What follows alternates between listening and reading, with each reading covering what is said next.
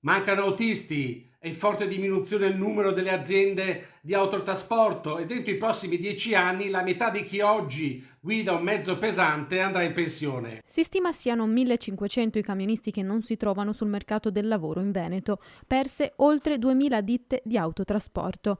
L'allarme lanciato dalla CGA di Mestre che prevede nei prossimi 10 anni un futuro incerto per il settore del trasporto merci. Se consideriamo che l'80% delle merci viaggia su gomma, c'è il rischio che fra qualche anno tanti semilavorati e prodotti finiti non potranno uscire dai cancelli delle fabbriche dove sono stati realizzati, perché non ci saranno tir sufficienti a trasportarli a destinazione. Un problema che non riguarda solo il Veneto, ma che interessa anche tutta l'Italia e l'Europa. Un lavoro che per ritmi, lontananza da casa, stress e impegno fisico ha visto allontanarsi sempre più persone anche per le barriere d'ingresso al mestiere.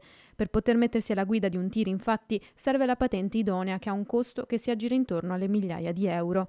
Una difficoltà riscontrata anche da Confartigianato che da anni propone interventi e soluzioni. Sono 10 anni che denunciamo il problema. Abbiamo lanciato 2 proposte, le abbiamo lanciate 3-4 anni fa, le stiamo rilanciando, ma nessuno le prende sul serio. Quando ci sono persone in cassa integrazione, persone senza lavoro, il governo si faccia carico di fare dei corsi gratuiti per fare la patente. La seconda proposta è andare nei paesi del terzo mondo, formarli a casa loro, insegnargli un paio di lingue, italiano e inglese, dopodiché formarli per il lavoro. Non si trovano lavoratori nonostante la domanda ci sia. È questo il punto sollevato anche da Confartigianato che stima che le imprese della marca abbiano perso 269 milioni di euro di valore aggiunto. A luglio su 6.300 entrate previste di nuovi lavoratori, 3.446 hanno profili professionali difficili da reperire, pari al 54,7%.